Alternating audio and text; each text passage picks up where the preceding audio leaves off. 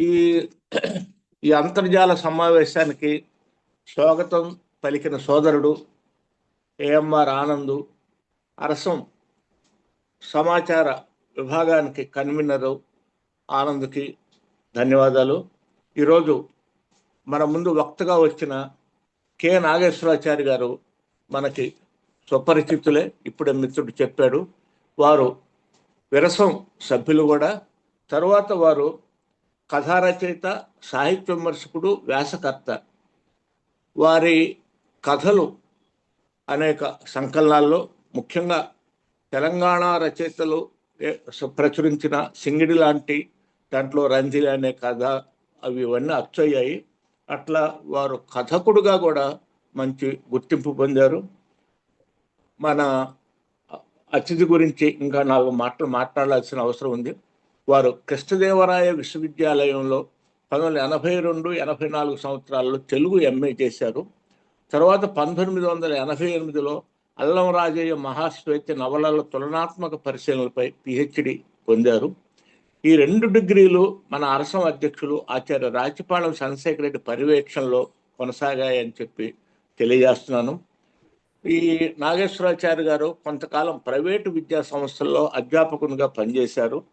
అయితే తర్వాత 1996 నుంచి 2021 వరకు అనంతపురం జిల్లాలోని వివిధ ఉన్నత పాఠశాలలో తెలుగు అధ్యాపకులుగా ప్రభుత్వ ఉద్యోగం చేశారు. ఉద్యోగ విరమణ అనంతరం కర్నూలు పట్టణంలో స్థిరపడ్డారు. వారు గద్వాల జాతర పేరుతో కథలు, దృశ్యాంతరం కథలు, అలాగే దృశ్యాంతరం అన్న వ్యాస సంకలనాన్ని కూడా ప్రచురించారని చెప్పి తెలియజేస్తున్నాను. మరొక విషయం ఏంటంటే, వీరు ఇంతకుముందు మంచి ప్రసంగాలు చేశారు. మనందరి అభిమానం కూడా పొందిన వక్త నాగేశ్వరాచారి గారు ఇప్పుడు వీరు గద్వాల్లో నివసిస్తున్నారు. అలాగే ఈరోజు వారు మాట్లాడే అంశం చలసాని ప్రసాద్ సాహిత్యం. చలసాని ప్రసాద్ అనే వ్యక్తి గురించి, సాహితీవేత్త గురించి అందరికీ తెలుసు. ఆయన విరసంలో చాలా ప్రధానమైన పాత్ర పోషించిన వ్యక్తి. అవన్నీ చెప్తారనుకోండి, నేను 2 ముక్కలు. ఆయన చలసాని ప్రసాద్ గారు విశాఖపట్నంలో ఉండేవారు. ఆయన ఒక పెద్ద గ్రంథాలయాన్ని కూడా తయారు చేశారు తన సొంతంగా. ఆయన నాకు చాలా చాలా మంచి మిత్రుడు కూడా. అనేక సార్లు మేమిద్దరం మాట్లాడుకోవటం, గుంటూరు వచ్చినప్పుడు ఆయన నేను కలిసి మాట్లాడుకోవటం ఇవన్నీ జరిగాయి. అయితే ఆయన సాహిత్య వ్యాసాలు అనేది చాలా చిన్న పుస్తకం. నేను చూశాను, చదివాను, నా దగ్గర ఉంది కూడా. చాలా చిన్న పుస్తకం, చిన్న చిన్న వ్యాసాలు చాలా ముచ్చటగా ఉంటాయి. ఆయన రాసిన లేఖలు అంటే సన్నిధానం నరసింహ శర్మ గారికి రాసిన లేఖలను కూడా సన్నిధానం వారే ప్రచురించారని చెప్పి కూడా ఈ సందర్భంగా గుర్తు చేస్తున్నాను. అయితే లేఖల విషయం మనకి ఇప్పుడు అవసరం లేదు. అయితే చలసాని ప్రసాద్ సాహిత్యానికి సంబంధించి ఇప్పుడు నాగేశ్వరాచారి గారు మన ముందున్నారు. ఈ అంతర్జాల సమావేశం ఇది 249, వచ్చేది 259 కూడా నేనే అధ్యక్షత వహిస్తాను, ఎందుకంటే ఒక రిమార్క్ కాబట్టి. సరే, చాలా సంతోషం. 249 అంతర్జాల సమావేశాలంటే ఏ రచయితల సంఘం, ఏ సాహితీ వ్యవస్థ కొనసాగించలేదు. అయితే ఈ అరసం కొనసాగించడంలో ముఖ్యంగా మన అధ్యక్షులు డాక్టర్ రాచపాళెం చంద్రశేఖర్ రెడ్డి గారి కృషి, ఆయనకి తోడ్పాటుగా ఉంటూ ఆనంద్ నిజంగా ఆనంద్ వెంటబడతాడనమాట. అతనిలో ఉన్న అది పద్ధతి అది. గుంటూరులో ఉన్నప్పటి నుంచి ఆనంద్ నాకు ఒక 25-30 ఏళ్ళ నుంచి బాగా తెలుసు. అతని పనితనం, పని విషయాలు కూడా తెలుసు. అయితే ఆనందం ఇక్కడ నేను పగడాల్సిన అవసరం లేదు, మీరు అందరికీ తెలుసు. ఈ ఆనంద్కి కూడా అభినందన తెలియజేస్తున్నాను. గురువు గారు డాక్టర్ రాచపాళెం చంద్రశేఖర్ రెడ్డి గారికి కూడా నమస్కారాలు తెలియజేస్తూ, సార్ నాగేశ్వరాచారి గారు, నాకైతే మీరు కనబడటం లేదు. అంటే మీరు ఈరోజు చలసాని ప్రసాద్ సాహిత్యంపై ప్రసంగించాలని చెప్పి అభ్యుదయ రచయితల సంఘం పక్షాన వేదిక మీదకి ఆహ్వానిస్తున్నాను.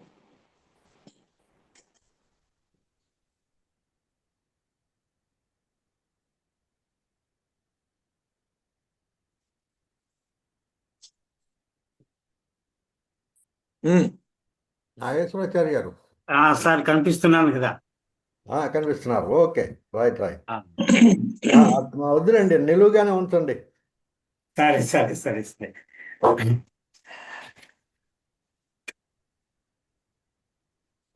ఓకే, ఇంకా కొంచెం మీ ఫేస్ డౌన్ అయింది, కొంచెం పైకి. అది అంతే. ఓకే.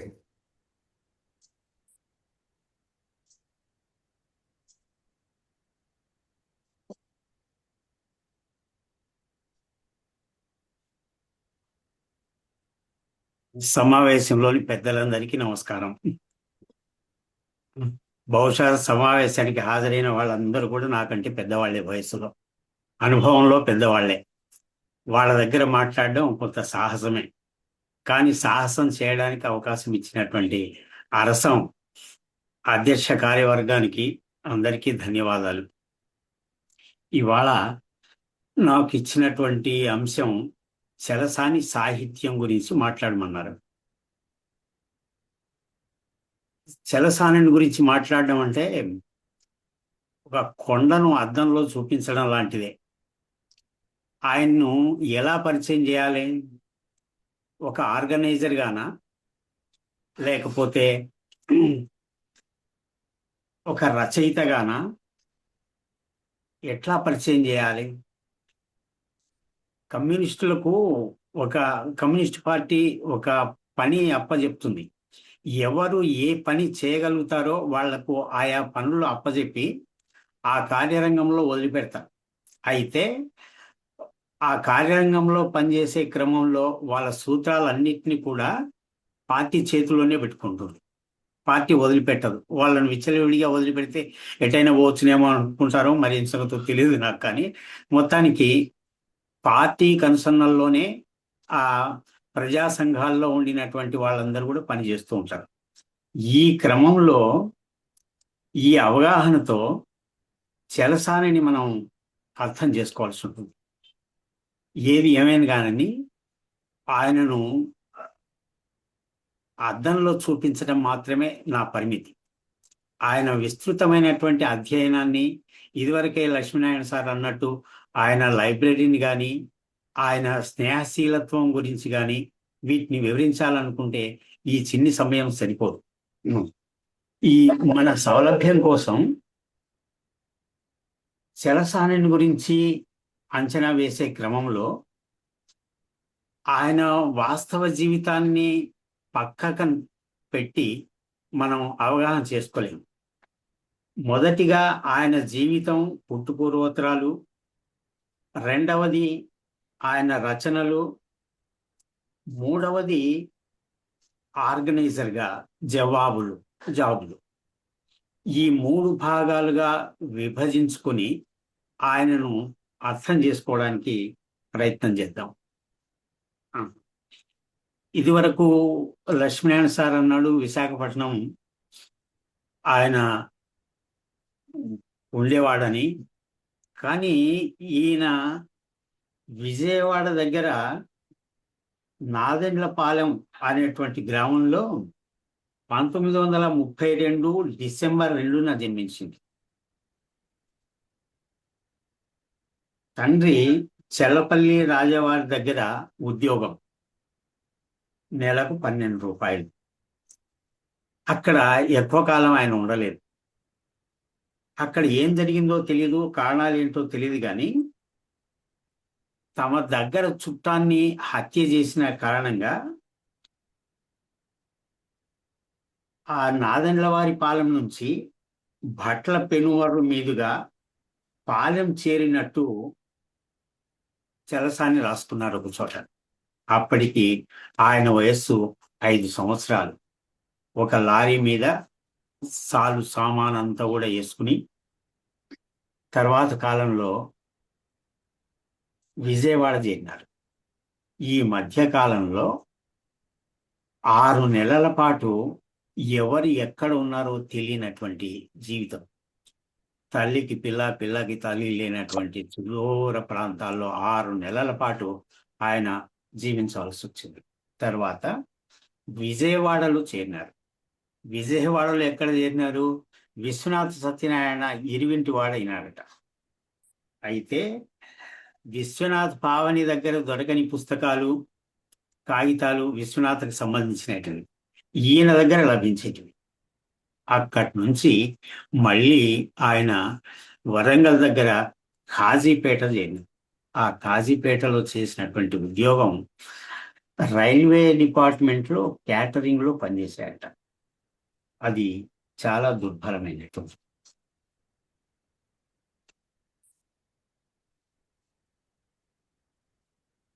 ఈ 5 సంవత్సరాల వయసులోనే ఈయన చలసాని ప్రసాద్ జస్టిస్ పార్టీలో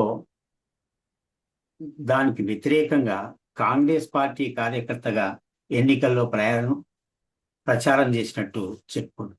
అంటే 1930 నాటికే చలసాని కుటుంబం కమ్యూనిస్టు కుటుంబంగా మారింది. కమ్యూనిస్టు రాజకీయాలు ఆ కుటుంబంలోకి వచ్చినాయి. అప్పటి నుంచి ఆయన అవగాహన జీవిత పర్యంతం నడుస్తూ వచ్చింది. జీవిత పర్యంతం క్రమంగా స్పైరల్ డెవలప్మెంట్ లో ఆయన ముందుకు ఎదుగుతూనే వచ్చింది. ఇది ఆయన గురించినటువంటి బాల్యంలోని అనుభవాలను చెప్పుకోవాలనుకుంటే తానే డైరీలో చెప్పుకున్నాడు. తన పినతండ్రి జగన్నాథరావు, అన్న వాసుదేవరావు, బావ పాపారావు 1940లో తెలంగాణ సాయుధ పోరాటంలో ఎన్కౌంటర్ చేయబడ్డారు. ఈ సంఘటన బాల్యంలో ఉండినటువంటి చలసాని బాగా పొడిపివేసింది. ఇక ఆ ప్రాంతం నుంచి, విజయవాడ నుంచి వరంగల్లో కాజీపేటలో రైల్వే డిపార్ట్మెంట్లో క్యాటరింగ్ ఉద్యోగం చేస్తూ కొంతకాలం అక్కడే ఉన్నారు. అయితే అక్కడ ఉన్నటువంటి సందర్భంలోనే కాళోజీ నారాయణరావు లాంటి వాళ్ళు పెద్దవాళ్ళు, తర్వాత వరవరరావు లాంటి వాళ్ళు, సృజన సాహితీ మిత్రులతో పరిచయాలు బలపడ్డాయి. 1960 చివరి నాటికి ఆయన విశాఖపట్నంలోని ఏవిఎస్ కాలేజీలో చేరాడు. అంతకుముందు హైదరాబాద్లో చాలా కాలం ఉన్నాడు. హైదరాబాద్లో ఉండినటువంటి కాలాన్ని గుర్తు చేసుకుంటూ కొన్ని కవితలు కూడా రాశాడు ఆయన. అప్పుడే హైదరాబాద్లో ఉన్నప్పుడే ఆయన వివాహం విజయ మేడంతో జరిగింది. ఆ విజయ మేడం హైదరాబాద్లో ఓల్డ్ సిటీలో ఒక ప్రైవేట్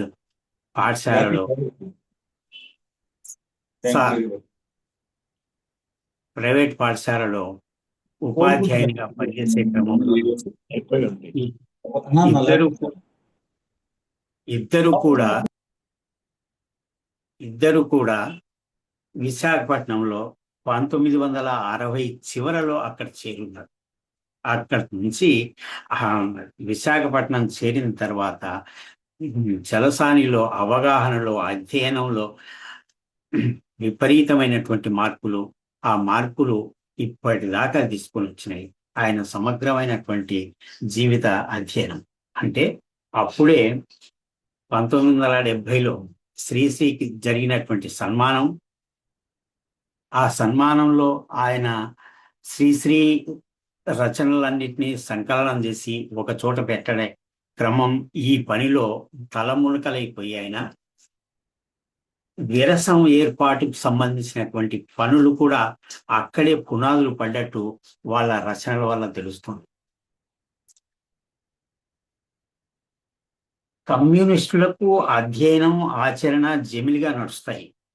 అవి విడివిడిగా ఉండవు. పని చేస్తున్నాడంటే చదువుతుంటాడు, చదువుతున్నాడంటే పని చేస్తుంటాడు.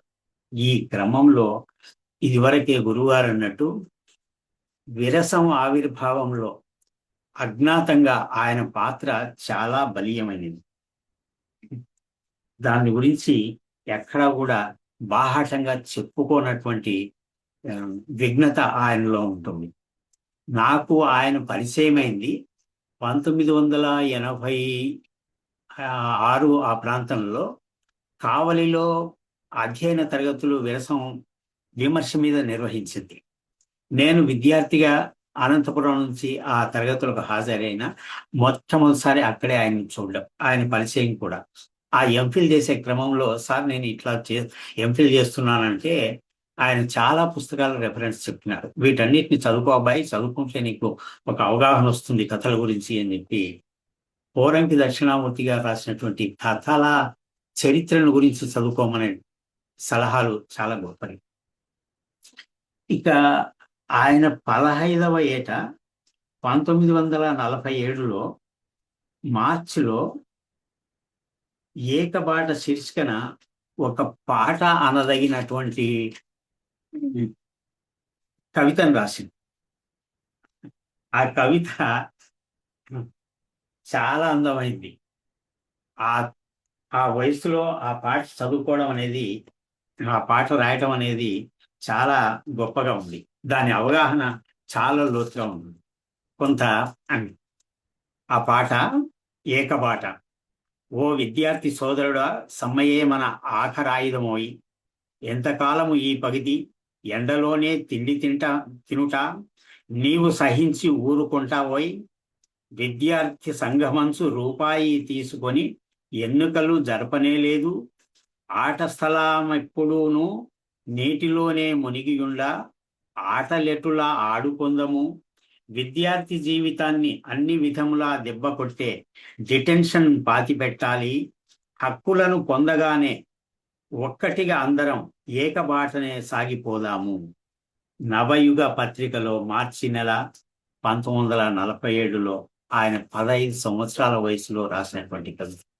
ఈ కవితలో మనం ఇప్పుడు విశ్లేషించుకుంటే, ఎంతకాలం ఈ పగిది, సమ్మెనే మన ఆఖరి ఆయుధం. విద్యార్థి సంఘమంచు రూపాయి తీసుకొని ఎన్నికలు జరపనే లేదు. ఆ రోజుల్లో హై స్కూల్లో విద్యార్థుల నుంచి నామినల్ గా కొంత ఫీజు వసూలు చేసేవాళ్ళు. కానీ విద్యార్థి సంఘానికి ఎన్నికలు జరపలేదు. విద్యార్థి సంఘానికి ఎన్నికలు జరపకుండా మూతేయటం అనేది, వాటిని రద్దు చేయటం అనేది ఒక పెద్ద కుట్ర. ఆ కుట్ర ఎక్కడి నుంచి జరిగింది ఏమిటి అనేది ప్రస్తుతం చర్చనీయాంశం కాదు. కానీ విద్యార్థుల్ని రాజకీయాలకు దూరంగా పెట్టే కుట్ర మాత్రం అప్పుడే 1947 నాటికి పునాదులు పడ్డాయని ఈ కవిత నుంచి అర్థం చేసుకోవచ్చు. ఆట స్థలం ఎప్పుడూనూ నీటిలోనే మునిగి ఉండా, పాఠశాలలో పాఠశాల అంటేనే ఆట పాట రెండు కూడా ఉంటాయి, చదువు సంధ్య రెండు ఉంటాయి. ఆడుకోవడానికి ఆట స్థలం లేకుండా ఉందంటే మేనేజ్మెంట్ మీద ఈయన అభియోగం, చలసాని అభియోగం. విద్యార్థి జీవితాన్ని అన్ని విధముల దెబ్బ కొట్టే డిటెన్షన్ విధానం గురించి అప్పుడే ఆయన అభ్యంతరం చెప్పినాడంటే ఇది చాలా సుదూరమైనటువంటి ఆలోచన. అనేక కారణాల వల్ల విద్యార్థి పై తరగతులకు వెళ్ళలేకుండా, పరీక్షలో పాస్ కాకుండా ఉండే పరిస్థితి ఒకటి దాపరిస్తుంది. పరీక్ష రాయలేకపోవడానికి కారణం ఉపాధ్యాయులు పాఠాలు చెప్పకపోవడం అనేదే కాదు, విద్యార్థి చదువుకోలేకపోవటం కూడా. ఆ విద్యార్థి జీవిత నేపథ్యం కూడా ఆపరేట్ అవుతూ ఉంటుంది. దాన్ని గమనించుకోకుండా డిటెన్షన్ చేసి, ఇక నువ్వు పై తరగతి పాస్ కాలేదు కాబట్టి ఇదే తరగతిలోనే ఉండు అని చెప్పలేదు. ఒక్కొక్కసారి జీవితంలో లీపింగ్ ఒకటి జరుగుతుంది, జంపింగ్ ఒకటి జరుగుతుంది, ఒక తీవ్రమైనటువంటి మార్పు ఒకటి జరుగుతుంది. ఒక తీవ్రమైనటువంటి చర్య తీవ్రమైనటువంటి మార్పులకు దారితీస్తుంది అని చెప్పి లెనిన్ చాలాసార్లు గుర్తు చేసి, ఆ విషయాన్ని గుర్తు చేసుకోవాలి. అంటే చలస అనేది కమ్యూనిస్టు కుటుంబం కాబట్టి, కుటుంబంలో జరిగే చర్చలు, ఆ వాతావరణం మనిషిని ఒక విలక్షణమైనటువంటి వ్యక్తిగా తీర్చిదిద్దుతుంది. ఆ వాతావరణం కుటుంబాల్లో ఉండవలసినటువంటి అవసరం ఎంతైనా ఉంది. అందుకోసమే చాలా మంది అంటుంటారు, ఇంట్లో ఏమీ లేకపోయినా కానీ పుస్తకాల అల్మారా మాత్రం ఖచ్చితంగా ఉండాలి. మనం చేసే చర్చలు కూడా ఫలవంతంగా పిల్లల్ని ముందుకు నడిపించే చర్చలుగానే ఉండాలని చెప్పి చాలా రచనల్లో మన వాళ్ళు రాస్తూ ఉంటారు.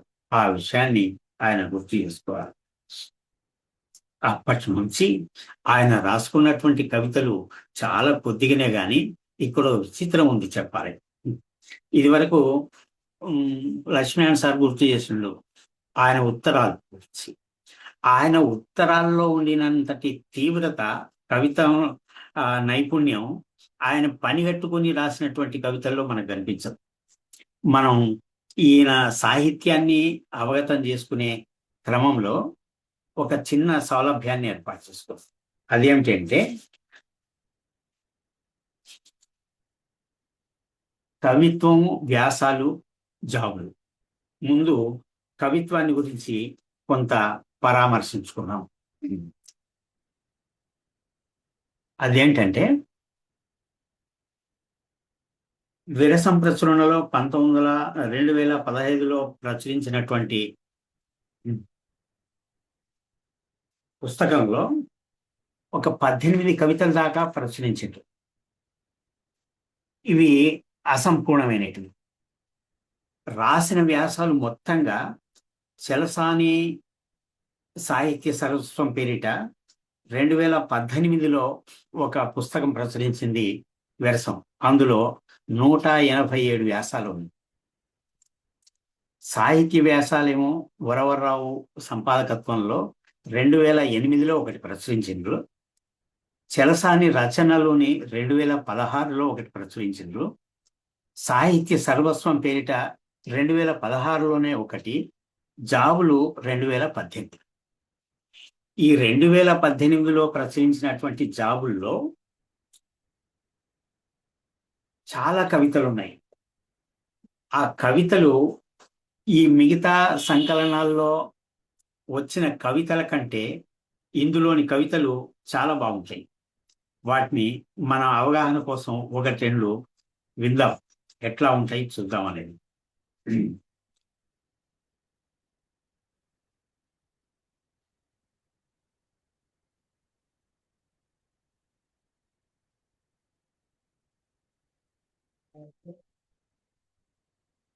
వేకువ వివన, మక్కువ లాలన, అమ్మకంలో మేటి, కొనుగోలు ఘనాపాటి, మన ముఖ్యమంత్రి నారా. రాళ్లసీమలో నీళ్లు లేవు, రతనాలను ఏరుకోండి, కోట్లకు పడగలెత్తండి, నా మాట ఒట్టిపోదు ఒక్కనాటికి, మీ మీద ఒట్టు, ఇది నా పాత అలవాటే. వైసరాయిలో మామకు పొడిచాడా వెన్నుపోటు, మందిని ముంచనా మరి, నా సంగతి మీకెరికే. 4 ఎకరాల నేల తల్లి, అడ్డాల బిడ్డడిని, నింగికి నిచ్చెనలేస్తే నివ్వరైపోతారేలా. ఇది 1999లో ఒక మిత్రుడికి రాసుకున్నటువంటి, ఆ వేణుకు రాసినటువంటి ఉత్తరంలో కవిత ఇది. ఇంకా వేణుకు రాసినటువంటి ఒక ఉత్తరంలోనే మరో కవిత చూడండి. ఎడదలో గుచ్చిన కత్తులు, మదిలో రేపిన మంటలు, కురిసిన నెత్తుటి వానలు, పారిన నిప్పుల కాల్వలు. కవితలు అల్లుకున్నాం, కథలు చెప్పుకున్నాం, వ్యతలు పంచుకున్నాం, కన్నీటి కలలో ఈదులాడాం. పగటి రూపే మురసి పగల ఊసే మాని, ఒకరికి ఇంకొకరు ఒరిగి నిదురోయాం ఎంకిపాటలో. అశ్రుధారలతోనూ జలధి ఉప్పొంగిన రోజు, నెత్తుటి వానలో నదులు రేగిన రోజు, శ్రామిక స్వేదాలు నేల తడిపిన రోజు, కోటి సుడిగుండాలు ఓడిపోయిన రోజు, గుండె చిరునవ్వు గెలిచిన రోజు, నవరస భరితం విప్లవం, జనజీవనం రాగరంజితం, నిరంతర పథికులం మనం, పోరాట యోధులం. Bullets, sugar coated bullets, poison source, తేనె పూసిన కత్తులు, విషపు కత్తులు, అలవోకగా అన్నింటినీ జయించి తీరుతాం. ఇంతవరకు ఆఫ్ ద రికార్డులో మన మిత్రులందరూ మాట్లాడుకున్నారు. మన కమ్యూనిస్టు పార్టీలన్నీ ఏకమైతే ఇక విజయం మనదే అని, మనకు శత్రువు మనలందరినీ ఏకం చేసినాడని కూడా అంటున్నారు. కానీ 99లో రాసుకున్నటువంటి ఈ కవితలో చలసాని ఖచ్చితంగా మనం జయించి తీరుతాం ఆ ఆశాభావాన్ని వ్యక్తపరుస్తాడు. ఈ ప్రత్యేకంగా రాసుకున్నటువంటి కవితల కంటే ఈ ఉత్తరాల్లో రాసుకున్నటువంటి కవితలే చాలా నైపుణ్యంగా కనిపిస్తాయి. కవిత్వం అందులో ఎక్కువగా కనిపిస్తుంది. ఈయన ఈ ఉత్తరాలు రాసే క్రమంలో ఒక శైలి అవలంబిస్తాడు. ఉపన్యాసాల్లో కూడా చాలాసార్లు విన్నాను, ఏదో ఒక కవితా శీర్షికలతోనే ప్రారంభిస్తాడు. ఇది ఒక పద్ధతి, ఈ సాహిత్య సంఘాల్లో ఉండవలసినటువంటి ఒకానొక పద్ధతి అని కూడా నేను అనుకుంటాను. ఇక ఆయన సాహిత్య వ్యాసాలు దాదాపు 187 అనుకున్నాం కదా. ఆ 187 సాహిత్య వ్యాసాల్ని మనం పరామర్శించుకోలేము. ఆయా గ్రంథాలకు రాసినటువంటి ముందు మాటల్లో అటు వరవరరావు గాని చేకూరు రామారావు గాని విపరీతంగా మెచ్చుకున్నటువంటి వ్యాసాలు కొన్ని ఉన్నాయి. ఆ వ్యాసాల్ని మాత్రం మనం పరామర్శించుకుందాం. వాటి వరకే మనం పరిమితమైతే ఆయనను అంచనా వేసుకోవడానికి బాగుంటుంది. అందులో ముఖ్యంగా 2008లో చలసాని ప్రసాద్ సాహిత్య వ్యాసాలు వరవరరావు సంపాదకత్వంలో వచ్చినటువంటి పుస్తకంలో ఈ తరం కవులు, కథా నవల జీవితం, తెలుగునాటి పెరిస్త్రోయిక, తెర వెనుక కన్యాశుల్కం, ఈ 5 వ్యాసాల్ని అటు వరవరరావు గాని చేకూరు రామారావు గాని చాలా మెచ్చుకున్నారు. ఎందుకు అని చెప్పేసి నేను ఆ వ్యాసాలనే చూశాను. మిగతా వ్యాసాలను కూడా వాటి గురించి కూడా చెప్పాలి. వీటిని గురించి తర్వాత వాటి గురించి మాట్లాడుకుందాం.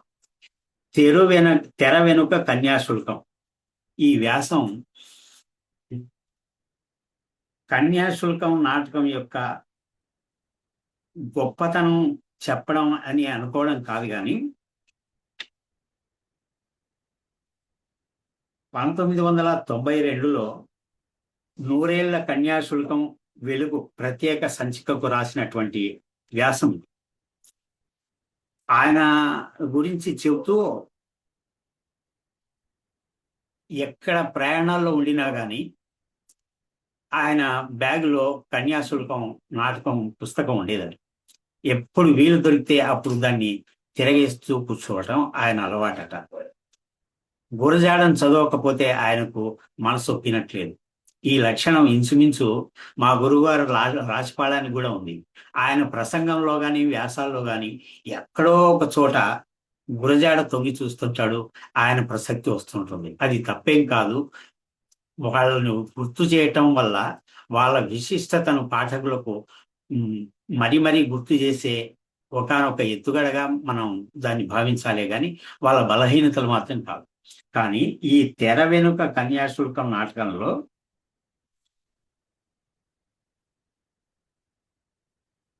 ఆయన మనకు తెర మీద పాత్రల కంటే తెర మీద కనిపించని, స్టేజ్ మీద కనిపించని పాత్రలు దాదాపు 30 పాత్రలు ఉన్నాయని గుర్తించింది ఆయన. 30 కాదు, 54 పాత్రలు. 54 పాత్రలు ఉన్నాయని గుర్తించింది. ఇది గొప్ప పరిశోధన. ఈ నాటకం పరిపరి ఎన్నోసార్లు చదువుకుంటే తప్ప దీన్ని ఇట్లాంటివి రికార్డ్ చేసుకోవడానికి వీల్లేదు. ఇంకొకటి,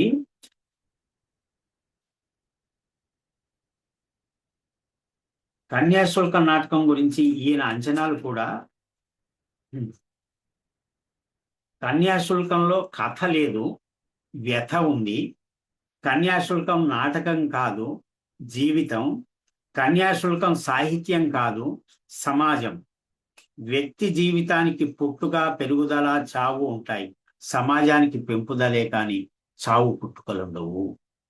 ఒక వాక్యం రాసేటప్పుడు అందులో ఎంత నిగూఢత, ఎంత సాంద్రత ఉంటుందో ఈయన రచనా శైలిని బట్టి మనం తెలుసుకోవచ్చు.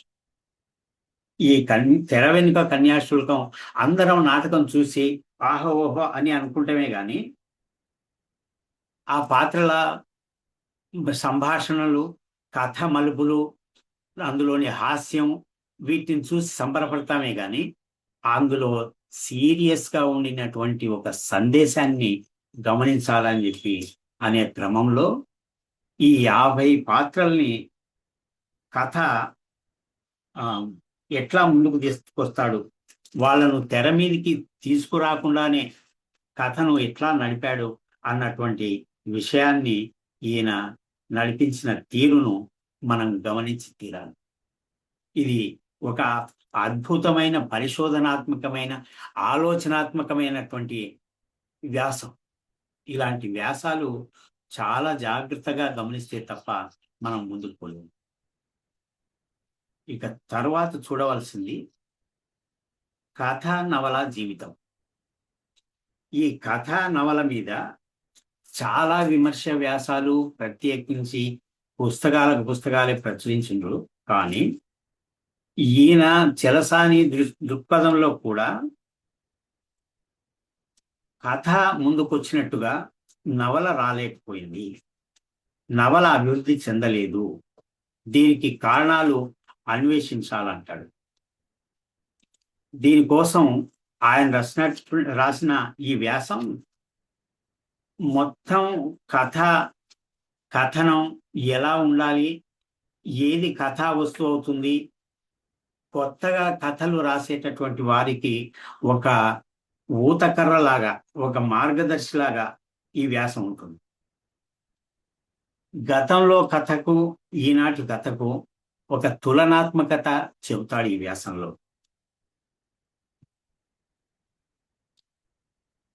కథకు మూలం వ్యథ అంటాడు. కథలన్నీ వాస్తవ జీవితంలోంచి పుట్టి ఊహాలోకంలో పెరిగి పెద్దవవుతాయి. అయితే కథకి జీవితానికి తేడా ఏమిటి? మిగుల పండిన పళ్ళు చెట్టు నుంచి రాలిపోతాయి అనేది నిజం. ప్రపంచంలో అలా జరుగుతుంది.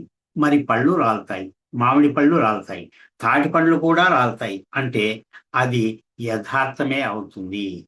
ఓ తాటిపండు రాలింది, ఓ కునుకు నక్క మీద పడింది అంటే అదో కథ అవుతుంది. దేన్ని కథ చేయాలి, ఎక్కడ కథ పుడుతుంది, వ్యథ ఎక్కడ పుడుతుంది? తాటిపండు నక్క మీద పడినప్పుడు దానికి వ్యథ వస్తుంది, బాధ కలుగుతుంది, అక్కడి నుంచి కథ మొదలవుతుంది. బాధలోనే కథ ప్రారంభం కావాలి అని ఈయన ఉద్దేశంలాగా ఉంది. అంటే బాధకు పర్యాయ పదం కవిత్వం, కథ, నవల. శ్రీశ్రీ కూడా చాలాసార్లు ఈ విషయాన్ని నొక్కి చెప్పినట్టు ఈయన అంటాడు. ఈ విషయాన్ని చాలాసార్లు ఈ వ్యాసంలో నొక్కి చెప్తాడు. కథను ఎట్లా మలుచుకుంటాం? ఇవాళ కథ పెరిగినట్టుగా, కథ అభివృద్ధి చెందినట్టుగా నవల అభివృద్ధి చెందకపోవడానికి కారణాలని వెతకండి, పరిశోధన అంశం ఇది అని చెప్పి ఈ వ్యాసంలో ఆయన మరీ చెప్తాడు. ఇది ఇవాళ రచయితలందరూ కూడా గమనించవలసినటువంటి అంశం ఇది. తరువాత ఈ తరం కవులు అని ఒక వ్యాసం ఉంది ఈ సాహిత్య వ్యాసంలో. నిజానికి ఈ వ్యాసం తెలుగు కవిత చరిత్ర, అన్రిటన్ చరిత్రను చెప్పినట్టుగా తోస్తుంది నాకు. ఎప్పుడైతే అరసం ప్రారంభమై సాహిత్యం జగన్నాథ రథచక్రాలని భూమార్గం పట్టించిండ్రో అప్పటి నుంచి ఇప్పటి వరకు ఆవంశ సోమసుందర్ వీళ్ళందరినీ కూడా గుర్తు చేస్తాడు దీంట్లో ఈ వ్యాసంలో. గజ్జల మల్లారెడ్డి వస్తాడు, తరువాత ఎవరిని ఈ ఆనాటి అభ్యుదయ రచయితల అందరి కవిత్వం కొత్త పుంతలు ఎట్లా తొక్కుతూ ముందుకు వచ్చింది, ఆ భావ కవిత్వాన్ని పూర్వపక్షం చేసి ఒక అభ్యుదయ కవిత్వం, పాఠకుల్ని ఆలోచింపజేసే కవిత్వం ఎట్లా ముందుకు వచ్చింది, ఇన్ని విషయాల్ని గుర్తు చేస్తూ వస్తాడు చెలసాని. ఇది ఒక పరిశోధనాత్మక వ్యాసంగానే వీళ్ళందరూ కూడా గుర్తించి, సాహిత్య చరిత్రను తెలుసుకోవాలనుకుంటే చెలసాని సాహిత్య వ్యాసాలు చదువుతూ రావాలి. ఆ వ్యాసం రాసే క్రమంలో ప్రపంచవ్యాప్తంగా ఉండినటువంటి అభ్యుదయ రచయితల రచనల అన్నిటినీ పరిచయం చేస్తూ వస్తాడు.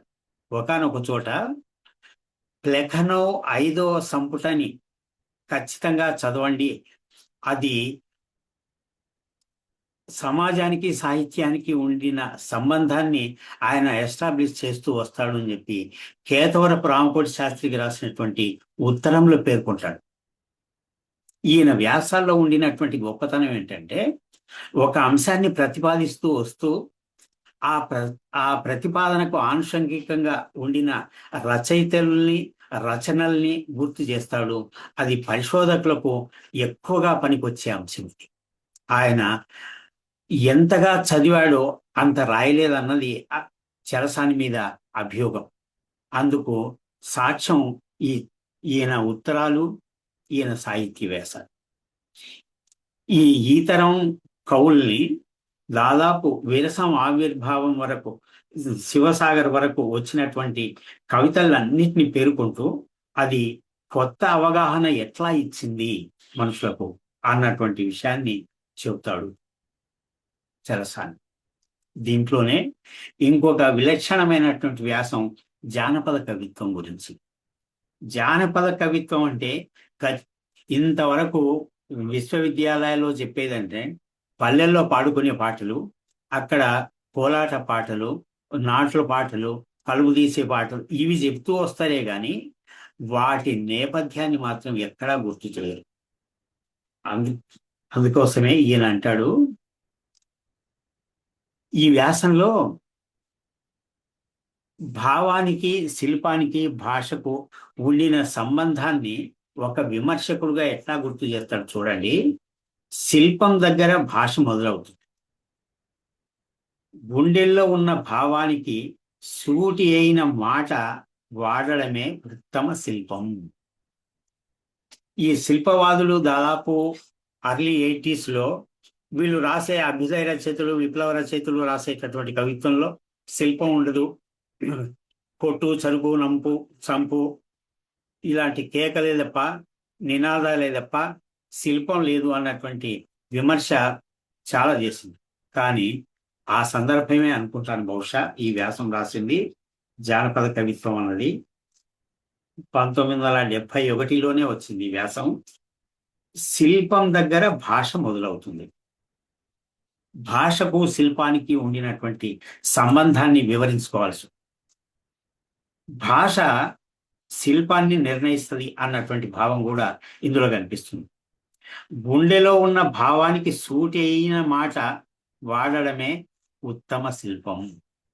గుండెలో ఉన్న భావానికి సూటి అయిన మాట, నీ మనస్సులో, నీ గుండెలో ఏ భావం అయితే ఉందో దానికి సరైన మాటల్ని, సరైన పదాల్ని ఎంపిక చేసుకోవడమే అది ఉత్తమ శిల్పం.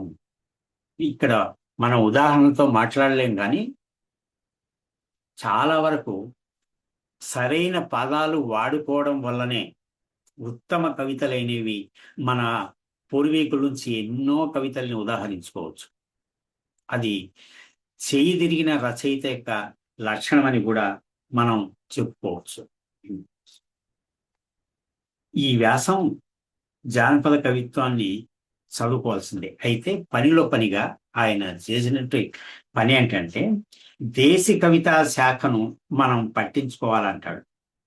ఆ దేశీ కవిత శాఖ ప్రజలకు ఎలా దగ్గరైంది, ప్రజలతో ఎక్కడైతే కనెక్ట్ కాగలుగుతామో ఆ భాషను, ఆ శిల్పాన్ని ఎంచుకోవాలంటారు. అంటే ఈ వ్యాసానికి పునాది ఎక్కడుందంటే, మావో చెప్పినటువంటి గో టు పీపుల్, ప్రజల దగ్గరికి వెళ్ళండి, ప్రజల దగ్గర నుంచి తెచ్చుకోండి, మళ్ళీ తిరిగి ప్రజల దగ్గరికి వెళ్ళండి. ఈయన పనిలో పనిగా ఆయన పేరిట ప్రచురించలేదు కానీ తాత్విక వ్యాసాలు ఆయన పేరిట రాకుండానే కొన్ని ప్రచురితమైనట్టు ఇటీవలే తెలిసింది. అందులో ముఖ్యంగా మావో వైరుధ్యాలు, తత్వశాస్త్రం మాయాజాలం కాదు అన్నటువంటి చిన్న బుక్లెట్స్ కూడా ఈయన ప్రచురించాడు. ఇంకా గోర్కీ రాసినటువంటి ఒక 4-5 వ్యాసాలని కూడా ఈయన అనువాదం చేసి, ఆయన అనువాదకుడు కూడా అని చెప్పాల్సి వస్తుంది. విశ్వ సాహిత్యం, సాహిత్య రచన, మన రచయితలు అని ఈ 3 గోర్కీ సాహిత్య వ్యాసాలని తెలుగులోకి అనువాదం చేసింది. ఈయనకు అనువాదం అంటే కొట్టిన పిండి. ఆ పనికి పూనుకోలేదు కానీ చాలా అలవోకగా ఈ పనులు చేయగలుగుతాడు. ఇక తదుపరి వ్యాసం ఏదంటే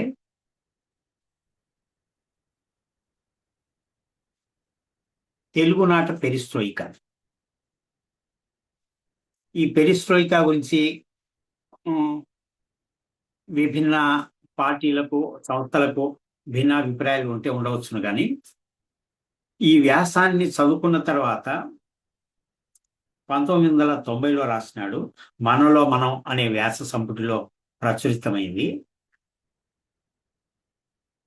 తెలుగునాట ఈ పెరుస్త్రోయిక ఎట్లా ప్రజల్లోకి వచ్చింది, ఇది ఉద్యమాల్ని వెనుకపట్టు పట్టించినటువంటి స్థితిగతుల్ని వివరిస్తూ గొప్ప రాజకీయ అవగాహనను పాఠకులకు అందిస్తాడు. కర్తవ్యాన్ని చెబుతాడు. ఇంతవరకే మన మిత్రులు ఆఫ్ ద రికార్డులో మాట్లాడుకున్నట్టు మనమందరం ఒక్కటి కావాల్సినటువంటి అవసరం ఉంది. ఏదో సందర్భంలో, అంటే నేను జోక్యం చేసుకోలేదు కానీ ఇది సైద్ధాంతిక భేదాల సిద్ధాంతుల భేదాలు ఉన్నట్టు కూడా కొందరు మిత్రులు, కొందరు పెద్దలు ప్రస్తావించారు. ఈ సిద్ధాంతుల భేదాలని పక్కన పెట్టి సిద్ధాంత భేదాలని పరిష్కరించుకుని ఉద్యమాల్ని ముందుకు నడపవలసినటువంటి అగత్యం శత్రువే కల్పిస్తున్నాడు అన్నది అందరూ కూడా గుర్తించినటువంటి ఒక సత్యం. అందుకు అందరికీ ధన్యవాదాలు చెప్పుకోక తప్పదు. ఇక ఆఖరిగా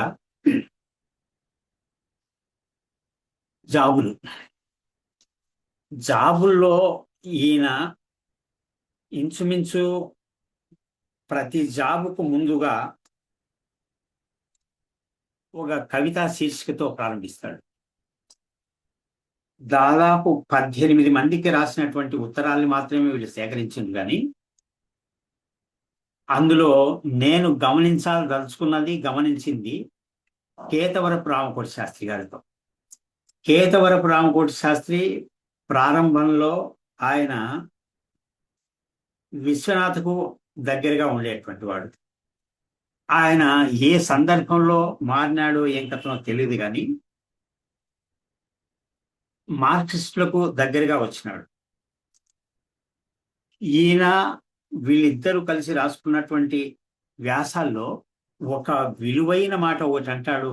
1985లో రాసుకున్నటువంటి ఒకే ఒక వాక్యం, గతం పట్ల మనకు నెగిటివ్ వైఖరి ఉండకూడదు, అది సరైనది కాదు. మనకు పాత బేస్ ఉండాలి, లేకపోతే చేవ ఉండదు. ఇది చాలా విలువైన మాటగా నేను అనుకుంటున్నాను. ఉత్తరాల్లో 1985 డిసెంబర్ 12న కేతవరపు రామకోటి శాస్త్రికి రాసిన ఉత్తరంలో గతం పట్ల మనకు నెగిటివ్ వైఖరి ఉండదు, అది సరైనది కాదు. మనకు పాత బేస్ ఉండాలి, లేకపోతే చేవ ఉండదు. ఇది రచయితలు ఖచ్చితంగా గుర్తించవలసినటువంటి అంశం. పాతను మనకి ఇవాళ ఎలా పనికొస్తుంది అన్న దాన్ని దృష్ట్యా మనం ఎట్లా ఉపయోగించుకోవాలనే దృష్ట్యానే చూస్తూ దాన్ని చదువుకోవాలి. దీని వెనకాల అభావం చెందుతుంది అన్నటువంటి మావో ఆలోచన విధానంలోని సూత్రం ఒకటి ఉంది, నెగేషన్ ఆఫ్ నెగేషన్ అన్నటువంటి సూత్రం. గతాన్ని చదువుకో, అందులోని మనకు వ్యతిరేకమైనటువంటి అంశాలని వదిలిపెట్టు. ప్రతి వస్తువులో, ప్రతి ఉద్యమంలో వెనకపట్టు పట్టేటువంటి అంశాలు ఉంటాయి, ముందుకు దూకే అంశాలు ఉంటాయి. ఇవి నిరంతరం ఘర్షణతోనే నడుస్తుంటాయి. ఆ ఘర్షణలో అభివృద్ధికరమైనటువంటి విషయాలు ముందుకు పోతాయి. ఇదంతా కూడా స్పైరల్ డెవలప్మెంట్ లో ముందుకు నడుస్తుంది అన్నటువంటి ఒక డీప్ సెన్స్ ను ఇందులో చెలసాని చెప్తాడు. ఆయన ఏ విషయాన్ని కూడా అలవోకగాని చెప్తుంటాడు కానీ అదొక సూత్రీకరణగానే ఉంటది, ఇంకో రకంగా కనిపించదు. బాగా నచ్చినటువంటి విషయం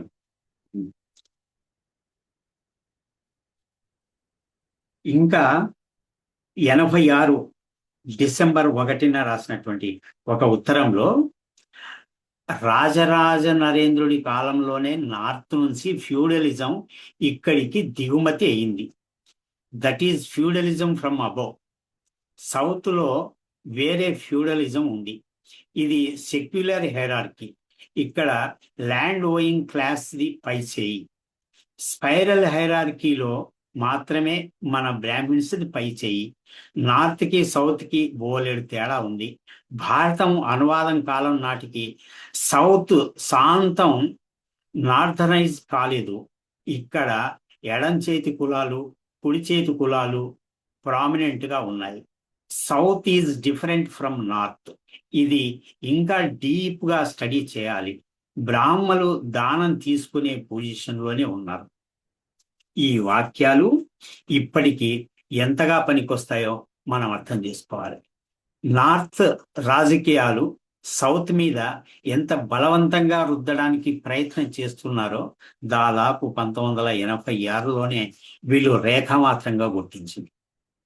రచయిత రాబోయే కాలంలోని వైరుధ్యాల్ని కనిపెట్టి ఆ వైరుధ్యాలకు పరిష్కార మార్గాలు అవగతం చేసుకుని క్యాడర్ను అందుకు సమాయత్తం చేస్తూ ముందుకు నడపవలసినటువంటి అవసరాన్ని రచయిత గుర్తు చేయాలి. ఆ పని చెరసాని నిరంతరం చేయడం.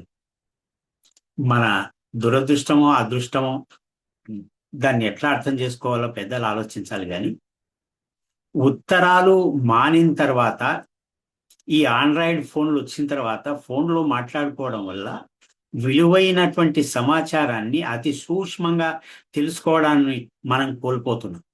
ఉత్తరాల ద్వారా చిన్న చిన్న విషయాలనే సూత్రీకరణలో పరస్పరం వినిమయం చేసుకునే ఉపయోగాన్ని మనం కోల్పోయినాం. ఈయనే అంటాడు ఒక ఉత్తరంలో, విశ్వనాథ సత్యనారాయణ గారి పరీక్ష, కొడవటిగంటి కుటుంబరావు గారి చదువు నవలల్ని రెండింటిని పోల్చి చూడండి.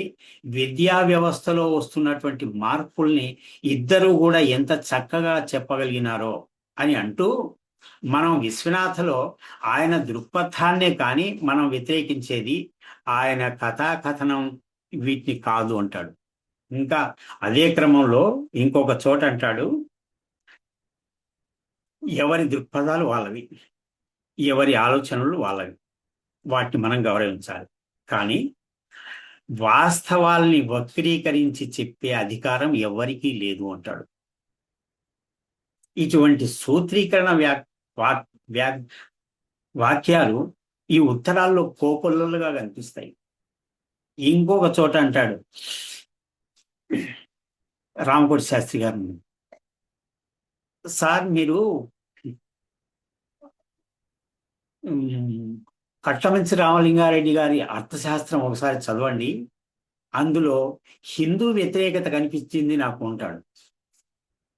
ఇక ఉత్సాహం కలిగినటువంటి వాళ్ళు, అవును కట్టమంచి రామలింగారెడ్డి ఎట్లా కాదన్నాడు, ఎట్లా హిందూ మతాన్ని వ్యతిరేకించినాడు, ఒక పుస్తకం చదువుకోవటం వల్ల ఇంకో పుస్తకం చదువుకోవాలి, ఇంకో సమాచారాన్ని రాబట్టుకోవాలా అన్నటువంటి ఉత్సాహాన్ని రేకెత్తించే స్వభావం ఈయన రచనలన్నిటిలోనూ కనిపిస్తుంది. ఈయన సాధించినటువంటి ఒకానొక గొప్ప నైపుణ్యంగా నేను భావిస్తాను. ఇంకా వేణుకు రాసినటువంటి ఉత్తరాలు చాలా చాలా తన ఆత్మీయతనంతా కూడా అందులో పంచుకుంటాడు. ఏంటి కమ్యూనిజం? కమ్యూనిజం అంటే ఏమీ కాదు అంటాడు. 91లో జనవరి 30న రాసినటువంటి ఉత్తరంలో, చేతిలో చేయి వేసుకొని కళ్ళల్లోకి ఆప్యాయంగా చూసుకుంటూ గుండెతో ఊసులాడుకోవడమే కమ్యూనిజం. చేతిలో చేయి వేసుకొని కళ్ళల్లోకి ఆప్యాయంగా చూసుకుంటూ గుండెతో ఊసులాడుకోవటమే కమ్యూనిజం. ఇంతకంటే ఇంకా తేలిగ్గా ఎవరు చెప్తారు? ఇది కవితా వాక్యంగా మనం పరిగణించకూడదా? మాకు అనంతపురంలో ఒక పెద్ద ఆయన ఉండేవాడు, సర్దేశాయి తిరుమలరావు. ఆచార్యులు మీరు కమ్యూనిస్ట్ మేనిఫెస్టో చదువుకున్నారా అని. చదువుకున్నా అంటే మొదటి వాక్యం చెప్పండి అన్నాడు. చెప్పాను. ఇంతకంటే గొప్ప కవితా వాక్యం ఎక్కడ ఉంటుందండి అన్నాడు. ఆయన గొప్ప సాంప్రదాయవాది. కన్యాశుల్కం నాటక కళ అని ఒక పుస్తకాన్ని రాసినాడు. మా గురువుగారు దాన్ని సరళ వ్యవహారికంలోకి మళ్ళీ అనువాదం చేయాల్సి వచ్చింది. రాజపాళెం గారు దాన్ని సరళ వ్యవహారికంలో మళ్ళీ మారిస్తే విశాలంద వాళ్ళే చేసినట్టు నాకు గుర్తు. ఇంకా ఏమంటాడు, పికాసో అన్నాడట, మానవ జాతికి కమ్యూనిజం ఒక వసంతం. ఇట్లాంటి చిన్న చిన్న ఇన్ఫర్మేషన్స్ అయినా కానీ వాటి విలువ ఎంత లోతున ఉంటుందో ఆలోచన చేసుకుంటే ఉత్తరాల్లో, ఇప్పటికైనా నేను అనుకుంటున్నాను, ఉత్తరాలు రాసుకోవడం అనేది అవసరం. ఉత్తరాల్లో ఇలాంటి సంక్షిప్తత వస్తుంది, ఇలాంటి సూచనలు వస్తాయి, ఇలాంటి రెఫరెన్సెస్ వస్తాయి. ఇంతటి ప్రయోజనకరమైనటువంటి ఒకానొక ప్రయోజనాన్ని పెట్టుబడిదారీ వ్యవస్థ నాశనం చేసింది. కానీ గతంలోనే మంచి ఉంటుంది అనుకునే దానికి దీన్ని ఉదాహరణగా చెప్పుకోవచ్చు. గతం అంతా చెడ్డదే కాదు, ఆధునికం అంతా గొప్పదే కాదు, చెడు అక్కడ ఉంటుంది, ఇక్కడ ఉంటుంది. ఈ హంసక్షీర న్యాయం అంటారే, కమ్యూనిస్టులకు ఉండవలసినటువంటిది కార్మిక వర్గ ప్రయోజనాల దృష్ట్యా ఎక్కడ ఏది పనికొస్తుందో దాన్ని తీసుకో, దాన్ని ప్రయోజన పెట్టుకో, దాన్ని ప్రజలకు అనుకూలంగా ఉపయోగించు, ఉద్యమాలని ముందుకు నడపడానికి ఉపయోగించుకో. ఈ రకమైనటువంటి ఈ ఉత్తరాల్ని చూస్తూ ఉంటే చాలా ఆశ్చర్యం వేస్తుంది. ఇంకో చోట ఆయన్నే అంటాడు, ఏది ఏమైనా కవుల్లో ఈనాటి ఎగోయిజం బాగా పెరిగింది, ఉమ్మడి తత్వం గుంట పెట్టి గంట వాయిస్తుంది, ఈ ధోరణిని తెగనాడి అందరినీ ఒక తాటి మీదికి తీసుకురావాలి. ఈ ఆకాంక్షను ఏమనాలి? ఈ ఉత్తరం ఎప్పుడు 1991లో రాసుకున్నాడు. కవుల్లో ఈనాటి ఈగోయిజం బాగా పెరిగింది అంటే, రాజపాళెం సార్ అంటారు ఆయన వ్యక్తిగతంగా మాట్లాడేటప్పుడు, ఆచారి నేను ఒక పుస్తకం రాస్తాను, దాని గురించి నువ్వు గొప్పగా రాయి, నా పుస్తకాన్ని గురించి నీవు రాస్తావు, పుచ్చుకుంటున్నమ్మ వాయనం, తీసుకుంటున్నమ్మ వాయనం, పరస్పరం పొగడ్తలు, ఎక్కడో ఒక చోట దానికి ఒక అవార్డు తీసుకోవటం, ఆ అవార్డును గురించి ఒక పెద్దగా దాన్ని ప్రచారం చేసుకోవటం, అది ప్రజలకు ఏ మేరకు పనికొచ్చింది, అది ఏ సెక్షన్ ఆఫ్ ప్రజల్ని కదిలించింది, ఏ సెక్షన్ ఆఫ్ ప్రజల్లో కొత్త ఆలోచనలను పుట్టించింది, కొత్త ఆవిష్కరణల్ని పాఠకుల ముందుంచింది, సమాజం ముందుంచింది. ఇది కదా ప్రధానమైనటువంటి అంశం. దీన్ని వదలి ముందుకు పోతూ రచయితల్లో సంకుచితత్వం పెరుగుతుంది. జిల్లాకు ఒక 2-3 సంస్థలు ఉంటాయి అవార్డులు ఇచ్చేటటువంటి సంస్థలు. వీళ్ళు దేన్ని ప్రోత్సహిస్తున్నారు, దేన్ని ప్రచారం చేస్తున్నారు, ఎవరికి ప్రయోజనకరంగా వీళ్ళు మాట్లాడుకుంటున్నారు? ఈ వివేచన లేకపోతే రచయితనే కాదు అన్నటువంటి అంశాన్ని కూడా ఈ ఒక్క చిన్న వాక్యంలోనే మనం అర్థం చేసుకోవచ్చు. చలసానిలో ఉండినటువంటి ఇంకా ఒక వైయక్తికమైనటువంటి మంచి లక్షణం ఏంటంటే, త్రిపురనేని మధుసూదన్ రావు లాగా ధ్వజమెత్తడం, ఒకరిని చీల్చి చెండాడటం, రాచమల్లి రామచంద్రారెడ్డి లాగా క్రూరమైనటువంటి శ్రీశ్రీ అన్నట క్రూరమైనటువంటి విమర్శకుడు, ఇట్లాంటి స్వభావం ఆయనకు ఉండదు. కేవలం ఉద్యమాన్ని స్ట్రెంథన్ చేయటం, దాన్ని ముందుకు నడపటం, ఇదే చూస్తాడు. అందుకని ఎవరు కనిపించిన ప్రజా వ్యతిరేకులు కానటువంటి వాళ్ళు, రచయితలు ఎవరు కనిపించినా మనోడే. ఈ మాట మేము మా క్యాడర్లో చెప్పుకొని, సార్ ఆడ మనోడు వస్తున్నాడు సార్ అని చెప్తే, అవునయ్యా మనోడే అని అమాంతం కౌగిలించుకోవడం. ఆ కౌగిలించుకోవడం అనేది ఆయన హృదయం ఎట్లాంటిదో ఏం కథనో, దాని వెనకాల ఏముందో ఏం కథనో కానీ, ఒక అభ్యుదయ రచయిత, ప్రజలకు అనుకూలమైన రచయిత అంటే అమాంతం కౌగిలించుకుని అతన్ని హక్కున చేర్చుకునేటువంటి స్వభావం ఆయనది. ఇలాంటి విషయాలు చాలా చాలా చెప్పుకోవచ్చు ఆయన గురించి. నెగిటివ్ రచనలు ఎక్కడా కనిపించవు. ఉద్యమానికి పనికొచ్చేదే ఆయన రాస్తూ వస్తాడు, చెప్తూ వస్తాడు. ఇలాంటి విషయాలు ఆయన ఉత్తరాల్లో చాలా చోట్ల కనిపిస్తున్నాయి.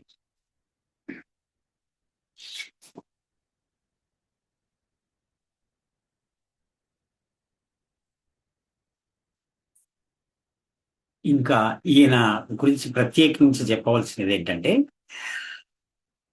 కొడవటిగంటి కుటుంబరావు, రావి శాస్త్రి, శ్రీశ్రీ వీళ్ళ రచనల్ని మొత్తం అన్నిటిని ఒక్క చోట చేర్చి సంకలనంగా కూర్చడం అనేటువంటి నిరంతర ప్రయత్నంలో తనములకలయ్యేవాడు. అందుకోసం ఎంత దూరమైనా పోయేవాడు, ఎంతమందినైనా కానీ ఉత్తరాలు రాసి సమాచారం తెప్పించుకొని, పుస్తకాలు తెప్పించుకొని, వాటిని పరిశోధించి వాటిని నిగ్గుదేల్చేంత వరకు వదిలిపెట్టే రకం కాదు. నిజానికి ఇవాళ కొడవటిగంటి కుటుంబరావు సమగ్ర రచనలు దాదాపు 18-19 సంపుటాలు మన ముందు ఉన్నాయంటే వీళ్ళ కృషిని మరవలేము. ఇంకా ఆయన మీద, చలసాని మీద అభియోగం ఏంటంటే, ఈ కూర్పు విషయంలోనే శ్రీశ్రీ రచనలు, రావిశాస్త్రి రచనలు వీటి కూర్పులో పడి తాను సొంతం రాసినవి పదిలపరుచుకోకపోవటం, తాను ప్రత్యేకించి కవిత్వం కానీ ఇంకేదైనా కానీ రాయాలా అన్నటువంటి ధ్యాస ఆయనకు లేకపోవటం, ఇది ఆయన మీద అభియోగాలు.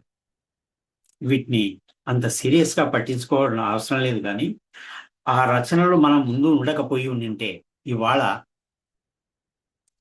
మనకు సాహిత్య విమర్శలో ఇన్ని కొత్త పుంతలు తొక్కేవాళ్ళం కాదు. కొడవటిగంటి కుటుంబరావు సాహిత్య విమర్శకు సంబంధించినటువంటి వ్యాసాలు చదువుతూ ఉంటే ఇవాళకి పనికొచ్చేటటువంటి ఒక 50 సంవత్సరాల కింద రాసినటువంటి విమర్శా సూత్రాలు ఇవాళకి పనికొస్తున్నాయి. ఇలాంటి గొప్ప పరిశ్రమ చేసినటువంటి చలసాని ఆయన 2015 జూలై 25న పరమపదించారు.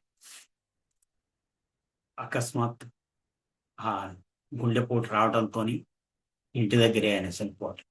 ఆయన ఇల్లు వరవరరావు సార్ ఒక చోట రాస్తాడు, అది ఒక సత్రంలా ఉంటుంది. ఎవరో వస్తుంటారు, ఎవరో పోతుంటారు, ఎవరో కావాల్సింది అడుగుతారు, ఎవరో తీసుకుంటారు. ఉంటూనే సినిమా వాళ్ళ నుంచి ఫోన్లు వస్తాయి. ఆ ఫోన్లో ఈ సన్నివేశం పెడుతున్నాం సార్, ఈ సన్నివేశం తర్వాత ఈ పాట ఉంది, దీన్ని పెట్టొచ్చునా లేదా.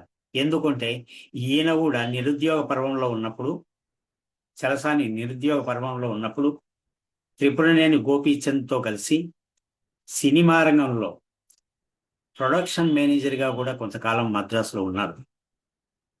సినిమా కథల్ని ఎట్లా మలచాలి అన్నటువంటి ఈ టెక్నిక్స్ కూడా ఆయనలో ఉన్నాయి.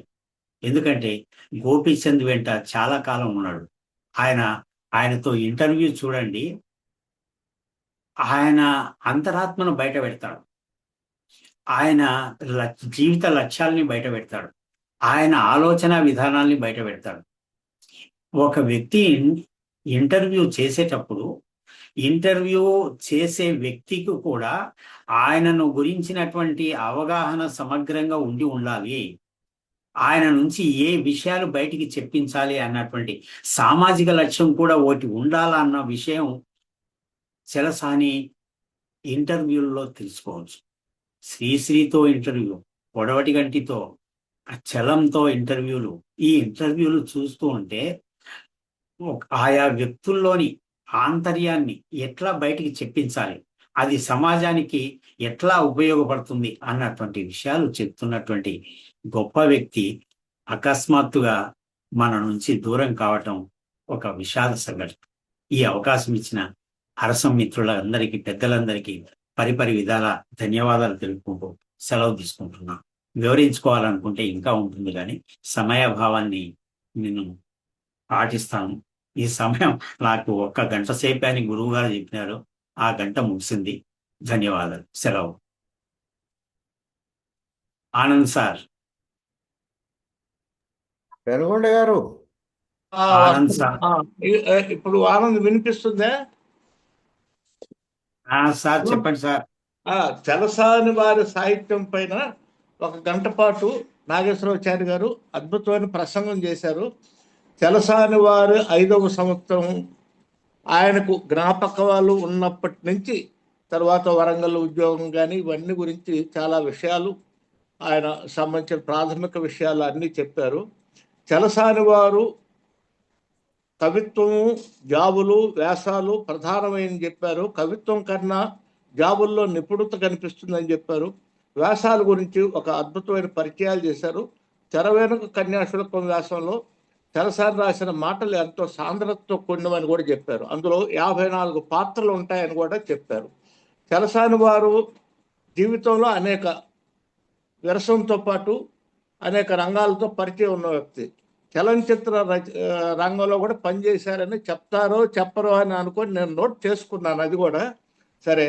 చలసాని వారి సాహిత్య సర్వస్వాన్ని ప్రచురించి విరసం చలసాని వారిని చాలా గౌరవించింది. ఇంకోటి ఏంటంటే సాహిత్య చరిత్రను తెలుసుకోవాలి అని అంటే చలసాని వారి సాహిత్య వ్యాసాలను చదవాల్సిందని స్పష్టం చేశారు. అందులో మరొక కొత్త మాటలు కూడా చెప్పారు. గోర్కీ సాహిత్య వ్యాసాలను అనువదించారు. అనువాదం అనేది చలసాని వారికి చాలా తేలికైన విషయం అని కూడా చెప్పారు. అయితే ఆ 3 వ్యాసాలు తప్ప తర్వాత చేయలేదని కూడా చెప్పారు. గతం పట్ల వ్యతిరేకత ఉండకూడదు, పాత బేస్ ఉండాలి, లేకపోతే చావ ఉండదు ఈ రచయితల్లో అని చెప్పి కూడా ఆయన గుర్తు చేశారు. గతాన్ని మర్చిపోవద్దు అని చెప్పారు. తర్వాత గ్లాస్నాస్తు పెరస్ట్రోయికా గురించి మాత్రమే ప్రస్తావించారు. అది సోషలిస్ట్ వ్యవస్థను ఎలా ధ్వంసం చేసిందనేది కూడా మనకు తెలిసిన విషయం. తర్వాత ఒకటి రెండు విషయాలు ఏంటంటే శ్రీశ్రీ సమగ్ర సాహిత్యం సంపాదకత్వం వహించి ప్రచురించడంలో వారి అమోఘమైన కృషి చాలా గొప్పది. అయితే ఇక్కడ ఏంటంటే చలసాని వారు శ్రీశ్రీ సాహిత్యాన్ని ప్రచురించేట్లో ఆయన అధోగ్రాఫికల్ చాలా చాలా ప్రాధాన్యత వహించింది అనమాట. ఎన్ని విషయాలు తెలుస్తాయో అధోగ్రాఫికల్ మనకు చదివితే. Correct sir. ఆ విషయం నేను మర్చాను. కరెక్ట్. ఏం పర్లేదు. చాలా చాలా అది అసలు ఎంత జ్ఞానం ఆయనకుందో తెలుస్తుంది. ఆ అధోగ్రాఫికల్ ద్వారా మనం కూడా ఎంతో అంతో తెలుసుకునే విషయం ఉందన్నమాట. మరొకటి ఏంటంటే ఇక్కడ ఈ నెగేషన్ ఆఫ్ నెగేషన్ గురించి అది మావో చెప్పారు అన్నట్టుగా ఒక మాట మన నాగేశ్వరాచార్య గారు నేను చెప్తున్నాను. అయితే ఇది నెగేషన్ ఆఫ్ నెగేషను నాకు తెలిసినంత వరకు విరోధ వైరుధ్య సూత్రం అని చెప్పి అనువాదంలో నేను చదివాను. ఇది కమ్యూనిస్టు ప్రాథమిక సూత్రాల్లో ఒకటి మార్క్స్ ప్రతిపాదించినది. అయితే నాగేశ్వరాచార్య గారు చెప్పిన దాంట్లో మావో దీన్ని మరింత బలాన్ని చేకూర్చారేమో అనేది నాకు ఒక విషయం అనమాట, ఒక అనుమానమైన విషయం. అది మళ్ళీ కొద్దిగా వివరణ సార్. ఇక్కడ అన్రిహార్స్డ్ ఎస్సేస్ అని ఒక పుస్తకం దొరికిందట సికింద్రాబాద్ జైల్లో. సికింద్రాబాద్ కుట్ర కేసులో అనంతపురం నుంచి మల్లయ్య గారుని ఒక ఆయన ఉండేవాడు ఎమర్జెన్సీ కాలంలో. ఆ సందర్భంగా త్రిపురనేని మధుసూదన్ రావు ఆయన నుంచి ఆ పుస్తకం తీసుకుని నెగేషన్ ఆఫ్ నెగేషన్ అంటే ఆయన కూడా ఆశ్చర్యపడ్డాట. మల్లయ్య గారు మీకు ఈ పుస్తకం ఎక్కడ దొరికింది అంటే, సార్ ఇది అమెరికా వాళ్ళు పబ్లిష్ చేసినారు, మావో అనంతరం దాన్ని బయట పెట్టలేదు వాళ్ళు, చూడండి అని చెప్పేసి అక్కడ గుర్తు చేశారట. అది అంతకుముందు ఇంకా ఎవరైనా ముందు మార్క్స్, లెనిన్, స్టాలిన్ లాంటి వాళ్ళు ఎవరైనా చెప్పి ఉండవచ్చును. అయితే అక్కడ ఆయన గుర్తు చేసినటువంటి విషయమే ఆ వివరణ నాకు. అయితే ఇంకొకటి గుర్తు చేయాల్సి వచ్చింది. ఆయన కమ్యూనిస్ట్ ఫిలాసఫర్స్ లో స్టాలిన్ ను ఎక్కువగా కోడ్ చేసేవాడు. ఆ కోడ్ చేసినటువంటి విషయంలో సాహిత్యం అనేది సామాజిక హృదయం అన్నటువంటి ఒక గొప్ప వాక్యాన్ని ఈ వ్యాసాల్లో చాలా చోట్ల రిపీట్ అయింది సార్. ఆ మాట సమాజ హృదయం సాహిత్యం, ఈ మాట స్టాలిన్ అన్నట. స్టాలిన్ గురించి ఎక్కువగా అభిమానించేవాడు. తరగతుల్లో, అధ్యయన తరగతుల్లో ఆ స్టాలిన్ విషయం వచ్చిందంటే ఆయన లేచి ఒక 5 నిమిషాలు మాట్లాడి కూర్చునేవాడు. ఆయనకి అంత అభిమానం. స్టాలిన్ భాష గురించి స్టాలిన్ గారు చెప్పిన వ్యాసం ఒక పుస్తకం కూడా, అందులో మంచి విషయాలు ఉన్నాయి. అయితే ఏంటంటే ఈ నెగేషన్ ఆఫ్ నెగేషన్ అనేది కమ్యూనిజం ప్రాథమిక సూత్రాల్లోనే ఒకటని చెప్పి నేను గుర్తు చేస్తున్నానండి. ఇంకొక విషయం ఏంటంటే మీరు మొట్టమొదటి ప్రారంభ విషయాల్లో ఒక విశ్వనాథ్ సత్యనారాయణ గారి ఇంటి ఎదురే ఉన్నారు, పావని శాస్త్రి ఆయనకు వాళ్ళ దగ్గర రచనలు ఇచ్చారు, ఆ పరిచయాన్ని గురించి మంచి ప్రస్తావన చేశారు. విశ్వనాథ్ గారి ఇంటి ముందు ఉండటం కూడా ఒక మంచి విషయమే. అయితే మీరు ఫస్ట్లో ఒక విషయం చెప్పారు, చలసాని జగన్నాథరావు గారు చింతపల్లి పాపారావు అన్నారు, మీరు చింతపల్లి పాపారావు. రాసుకుంటాను సార్, రాసుకుంటాను. చింతపల్లి పాపారావు గుడి ఆయన గన్నవరం ప్రాంతం. ఆయన పేరుతో అక్కడ పార్టీ ఆఫీస్ కూడా ఉంది. సరే, వీళ్ళు తెలంగాణ సాయుధ పోరాటంలో అమరులైనారు అని చెప్పారు. అయితే మీరు అందులో ఇంకొక వ్యక్తిని కూడా కలిపారు, చలసాని వాసుదేవరావు అని, ఆయన పేరు కూడా అమరులైనట్టుగా రాశారు, చెప్పారు. అవును, ఆయన రాసుకున్నారు సార్ ఆ మాట. అబ్బాయి చలసాని వాసుదేవరావు గారు అమరులు తెలంగాణ సాయుధ పోరాటంలో అమరులు కాలేదు. అయితే చలసాని వాసుదేవరావు గారు రైతు ఉద్యమ నాయకుడు. తర్వాత ఆయన పులుపుల శివయ్య గారితో కలిసి 1976లో రష్యా వెళ్ళాడు. ఇద్దరు రష్యా వెళితే శివయ్య గారు ఏమన్నా అక్కడే చనిపోయారు, ఈయన జాగ్రత్తగా తిరిగి వచ్చాడు. పెద్దవాడై వృద్ధాప్యం వల్ల చనిపోయారు చలసాని వాసుదేవరావు గారు. ఈ విషయం ఒక 2-3 చోట్ల ప్రస్తావించుకున్నారు సార్. అంటే ఇంకొక వాసుదేవరావు ఉన్నారేమో కానీ నాకు తెలిసినంత మాత్రం ఈ చలసాని వాసుదేవరావు అనేది ఆయన పొరపాటు రాసి ఉంటారని నేను అంటున్నాను. ఎందుకంటే ఇద్దరు వాసుదేవరావు నాకు ఎక్కడ కనిపించలేదు, చలసాని వాసుదేవరావు గారు ఒక్కరే కనిపించారు.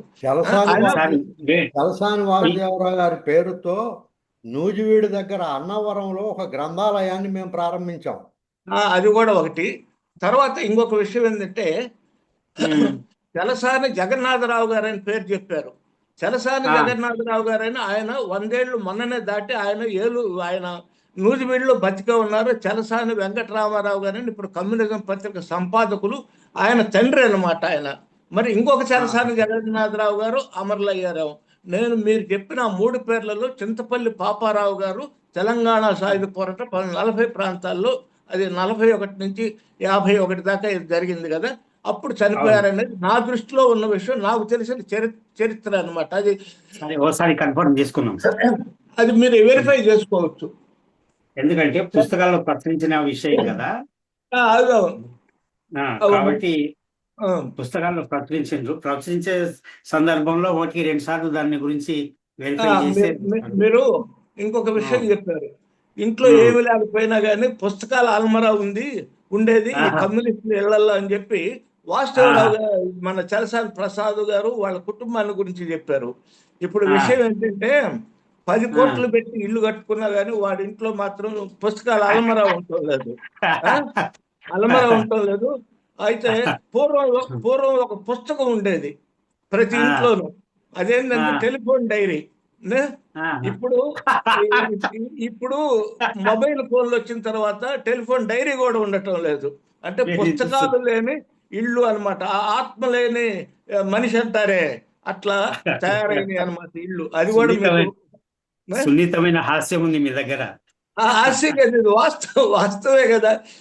మీరు వెళ్ళి చూడండి, బొమ్మలకు ఒక సెల్ఫ్ ఉంటుంది, అన్నిటికీ ఉంటాయి, కానీ పుస్తకాలకే ఇప్పుడు కనపడటం లేదు. అది అక్కడ మనం నష్టపోతున్నాం అనేది చాలా ప్రధానమైన విషయాలు అది ఒకటి. సార్ ఇక ఓకే, మిగిలిన మిత్రులు ఎవరన్నా సంక్షిప్తంగా మాట్లాడండి. సార్ నమస్తే, నేను చలం మాట్లాడుతున్నాను. చలమా సార్? చలం మాట్లాడు. చాలా సంతోషం సార్, నాగేశ్వర గారు చాలా బాగా చెప్పారు చలసాని గారి గురించి. చలసాని గారు విశాఖపట్నంలో మేము చదువుకున్నప్పటి నుంచి బాగా తెలుసు, చాలా ఆత్మీయులు. అంతమందిని మీరు చెప్పినట్టుగా మనవాడే ప్రోగ్రెసివ్ అవుట్లుక్ ఉన్న ప్రతి వాళ్ళని కూడా మనవాడని హక్కును చేర్చుకున్నటువంటి గొప్ప మనిషి ఆయన. నాకు చాలా బాగా పరిచయస్తుడు, చాలా మంచి స్నేహితుడు, వయసు తేడా ఏ ఉండేది కాదు అందరితో. తర్వాత ముఖ్యంగా ఏంటంటే పని రాక్షసుడు అనేటువంటిది, ముఖ్యంగా శ్రీశ్రీ కోసం పుట్టినటువంటి వ్యక్తి అంటారు ఆయన్ని. దాదాపు ప్రతి అక్షరాన్ని ఆయనే దాన్ని ఇచ్చేసాడు ఆయన. అలాగే ఆయన శ్రీశ్రీ గురించి చేసినటువంటి ఆ ఫుట్ నోట్స్ ఉంది, చాలా విలువైనటువంటి ఫుట్ నోట్స్. అది శ్రీశ్రీ గారి మహాప్రస్థానం కానీ దేని గురించి అయినా సరే ఆయన ఇచ్చినటువంటి అధో జ్ఞాపికలు ఉన్నాయి కదా, చాలా గొప్ప. అలాగే అలాగే మీరు ప్రోగ్రెసివ్ సాహిత్యానికి చేసినటువంటి సర్వీస్ చాలా గొప్పది. ఒకటి సార్ అలాగే ఇప్పుడు రెండు ఆయన సినిమాల్లో కూడా ఆ, మీరు గోపీచంద్ అన్నారు. గోపీచంద్ తో పాటు తర్వాత వాళ్ళ బావగారు ప్రత్యేగాత్మ గారు, సొంత బావగారే, వాళ్ళ సిస్టర్ హస్బెండ్ ఆయన. ఆహాహాహా. ప్రత్యేగాత్మ గారి దగ్గర కూడా ఆయన పనిచేశారు, కులగోత్రాలు ఆ టైంకి. ఆహాహాహా. అందులో కూడా ఆయన చాలా వరకు అసిస్టెంట్ డైరెక్టర్ కూడా పనిచేశారు. మ్మ్. అలాగే సినిమా మీద ఇటు సాహిత్యం అన్ని రంగాల్లో కూడా ఉండి ఎవరికి ఏది కావాలన్నా సరే అది అలా నిమిషాల మీద కూడా ఇచ్చే మనిషి ఆయన. అదే అదే. అది ఇప్పటికీ కూడా ఆయన ఇల్లు ఒక గ్రంథాలయంగా ఉంది. అది ఒక్కొక్కసారి ఒకనొక సందర్భంలో కొన్ని లక్షలు ఇస్తామని అడిగినప్పటికి కూడా, ఒక పత్రికాధిపతి అడిగినప్పటికి కూడా ఆ గ్రంథాలయం ఆయన ఇవ్వలేదు, డబ్బుల కోసం కంటే ఇవ్వలేదు. ఓ ఇప్పటికీ అలాగే ఉంది. Okay sir. అవునవును. Thank you sir. ఇప్పుడు ఒక్క విషయం, సార్. శ్రీశ్రీ సాహిత్య సంపాదకత్వం గురించి శ్రీశ్రీ వాళ్ళ కొరకే పుట్టాడు అని అన్నారు కదా. ఎవరో అన్నారు శ్రీశ్రీకి కైక లాంటి వాడని ఏదో అన్నారు, ఒక వాక్యం ఉంది. అది నాకు అవునవును. సరిగ్గా చెప్పు. కైకి లాంటి భార్య, శ్రీశ్రీ కైకి లాంటి భార్య చలసానని. అది ఎస్ఎస్ కైక లాంటి భార్య చలసాని. అవును. ఆయన స్నేహితుడు. అబ్బో, నా పట్ల అందరి పట్ల ఎంతో ప్రేమతో ఉండేవాడు, నాకు కూడా బాగా పరిచయం. ఇంకా చెప్పండి త్వరగా. సార్ ఇంకొక విషయం నేనే యాడ్ చేస్తాను. ఆ, చేకు రామారావు ఈయన వ్యాసాలని గురించి ప్రస్తావిస్తూ ముందు మాటలో ఈయన ఉన్నట్టుండి వ్యాసంలో కవిత్వంలోకి వెళ్ళిపోతాడు, అది నాకు ఇష్టం ఉండదు, వచనంలాగే ఉండాలి, వచనంలో కవిత్వం రాకూడదు అని. అంటే నా ఉద్దేశం ఏంటంటే, పాఠకుని కొంచెం ఉత్తేజపరచాలంటే, ముందుకు దూకించాలంటే ఆ కవిత్వపు పోకడలు ఉండాలేమో అని నాకు అనిపిస్తుంది. మరి చేర గారి ఉద్దేశాలు ఏమిటో దాంట్లో వివరించలేదు. నాకు ఇష్టం ఉండదు అని మాత్రం ఒక మాట అన్నాడు. ఇప్పుడు చేరా గారు చెప్పిన దాని మీద చాలా అభిప్రాయ భేదాలు వచ్చినాయి. ఇప్పుడు ఈ శివశంకర్ గారు వీళ్ళందరి కథల్లో, శాసో కథల్లో కూడా కవిత్వం కనిపిస్తుంది. కవిత్వం కథకు మరింత వేగాన్ని చేకూరుస్తుంది అని చెప్పే ఈ అభిప్రాయం ఎక్కువ గౌరవించబడుతుంది. అట్లాగే వ్యాసాలకు కూడా కవిత్వం కూడా ఉపయోగపడుతుంది. చేరా గారు ఆయన అభిప్రాయాలు, ఆయన చాలా గొప్ప వ్యక్తి, ఆయన అభిప్రాయాలు ఉంటాయి. కానీ ఇప్పుడు కథల్లో కానీ కవిత్వంలో, వ్యాసాల్లో కానీ కవిత్వం ఉండటాన్ని మనం స్వాగతించాల్సిన అవసరం ఉందని కూడా నేను చెప్తున్నాను. ఇక అయిపోయినట్టేనా? సాహిత్య సంచార దీపం పేరిట వరవరరావు ముందు మాట రాశాడు. దాంట్లో ఒక మాట అంటాడు సార్, శ్రమ వేరు చాకిరి వేరు. శ్రమ వేరు చాకిరి వేరు. చాకిరి గురించి రాయాలి, శ్రమను గురించి రాయాలి, ఈ రెండింటిని విడదీసి రాయాలి.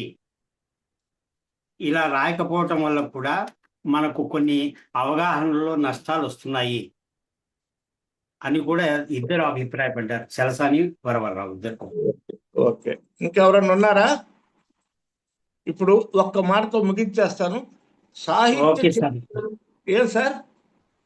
కానివ్వండి సార్. సాహిత్య చరిత్రను తెలుసుకోవాలి అనంటే చలసాని వారి సాహిత్య వ్యాసాలను చదవాల్సిందే అనే ఒక అభిప్రాయంతో, వారు చెప్పిన అభిప్రాయంతో ఏకీభవిస్తూ మనందరం ఆ కృషి చేయాల్సిందే అని చెప్పి నేను తెలియజేస్తూ ఈ సమావేశాన్ని ముగిస్తున్నాను.